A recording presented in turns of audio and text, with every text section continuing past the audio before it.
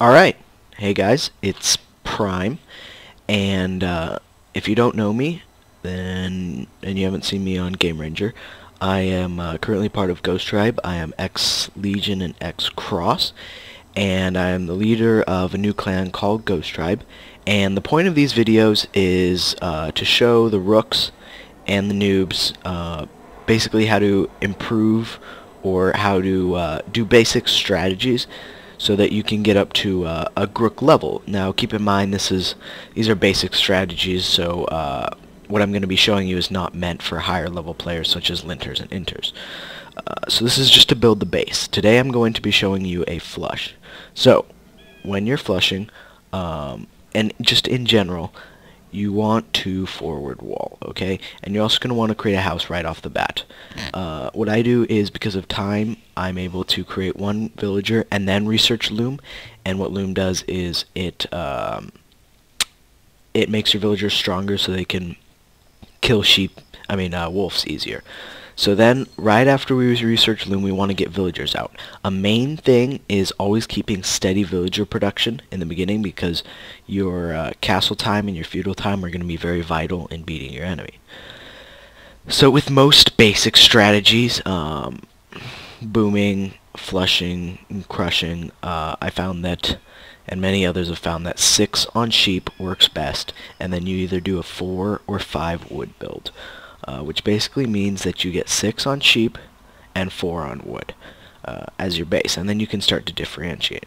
So what you can see is that I have set up a forward wall right here. That's going to allow us to rush easier, because the enemy is not going to be able to wall up if you begin to rush, since they have a wide open area, right? So it's very important when you're rushing to create a forward wall. Now this is a flush. If you don't know what a flush is, it's a feudal rush, and basically it entitles creating either archers or skirmishers, and rushing your enemy at an early time. So what we can see is that I have 5 on sheep now, so I'm going to throw 6 on sheep, deposit their food, and create another one and send them to wood. So we're going to have 4 on wood, and then from there I'm going to want to get the boar relatively quickly, just because the faster you get the boar, the faster you're able to feudal, and the faster you can feudal, the faster you can rush. So we'll just kind of observe how I'm playing here. I set these guys up for wood.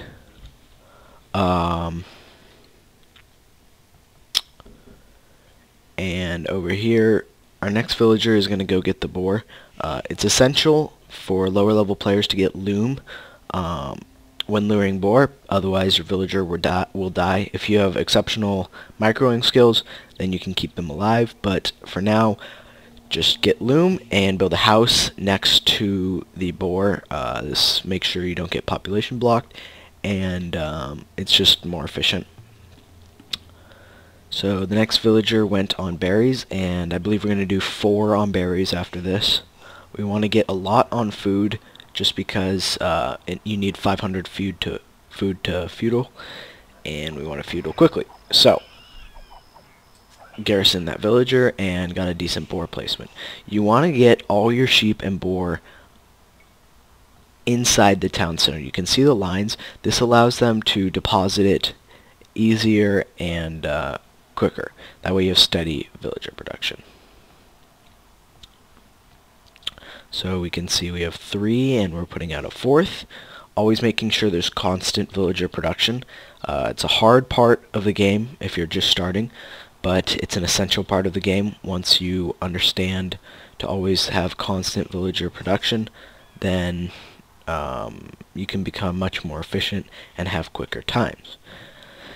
So just in general, a fast flush, a fast, efficient flush, with a good civ like Chinese or Britons, you can feudal in as fast as 10 minutes and have a good economy. I just kind of took it slow, you know. I was playing on fast, which affected how fast I was able to do this, but aim to at least click the feudal button by 10 minutes. That's pretty standard timing if you can do that. There's two types of flushes, okay? There's a fast flush. Well, there's multiple types, actually, more than two. There's basically, when you're looking at economy, you can have a fast flush or a strong flush. A strong flush usually has 22 to 23 villagers, and a fast flush has about 19. A key concept in flushing is going to be setting your villagers up on food and then moving them to the resources you need.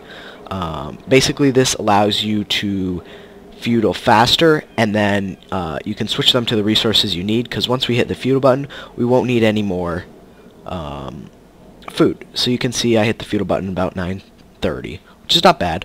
It's a good time. So I am Mongols. If you're going to flush, there's several civs that are excellent for flushing, Mongols being one of them. Britons are obviously another, because they have great archer bonuses. They're focused on archers, and then, I mean, I guess you could do it with Persians, although you can't create arbs, so I wouldn't recommend it, but they do have a good base. And then Chinese, you get extra villagers in the beginning. So you can see I moved all my guys off of food over here.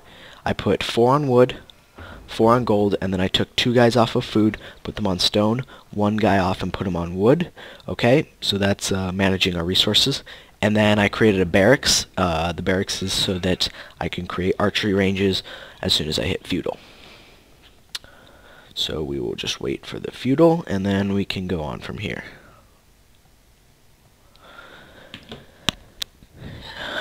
Okay, so we have a decent amount of wood. You're going to want to get out 2 town centers.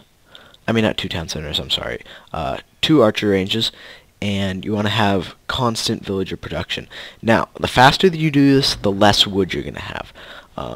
So you can see here, I just gathered enough wood to place a second. So knowing it's a computer, or if you know that they don't have any walls right there, and you can do this, place the archer ranges as close to them as possible. And you want to make sure you don't get pop blocked. So immediately start creating houses. All of your villagers should go to wood. This is going to allow you to switch them from farms once you get surplus wood, and build back up your economy, because if you flush and your economy is weak, it defeats the purpose of a flush. Flushing is to weaken your enemy's economy.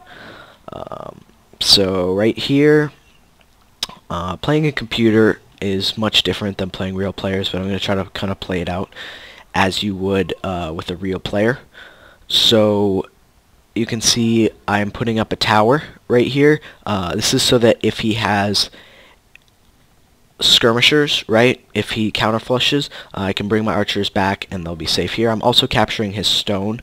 As you can see, his other stone is much farther away. And then it looks like, to be efficient, either these guys would go on wood again or stone, whichever one you needed. So over here, no vills being produced. I should create more, but we can see that starting to take out economy. Make sure you stay away from the town center. They can kill archers very easily. You have to manage your archers constantly. Don't necessarily worry about your economy because you're flushing right now. The point is to kill his economy. So this tower was a good idea, you see, because he had militia. Normally that won't happen with a regular person, but if you're playing somebody and they have militia, then use the tower. Definitely to your advantage. So you want to pick off villagers, and then you definitely want to go for vital resources. If you sanction off their stone and gold, then you can screw them over pretty heavily. It all depends on the map. You have to find a good map to flush. Okay, you can't just rush on any map. You have to analyze the map before you rush. If you have a giant, narrow bottleneck, right? See, this is a very small bottleneck, but if you have a narrow one and you don't get the forward wall, don't flush, because he's just going to be able to wall up quickly. It's not effective and it's not good. So you see I get pop blocked here. I'm going to get out an armory and upgrade the next upgrade for these guys. You always want to go for range and attack first and then defense. Never upgrade armor first. Your resources are vital at this point. You don't want to waste them. So at this point, fletching is going to be more effective than something else. So picking off his gold. This was a good map because his wood was very close to the bottleneck and my wall. So this is an optimal map for flushing. You definitely want to continue archer production if you're going to go strong flush. You can see I have a lot of guys here, so knowing it's the computer, I know he's not going to put up much of a fight, but if you think you've got a good enemy, what I would do is start taking a bunch of guys off wood, like I'm doing now, get them on farms and castles so you can get siege out. Putting up a tower and defending it with my archers. The way the computer plays, they're probably going to resign here in a second because they attack towers first, but get a tower up by his vital resources, and that's his game. So that's how to flush, and how to trush, crush, and how to boom will be coming soon.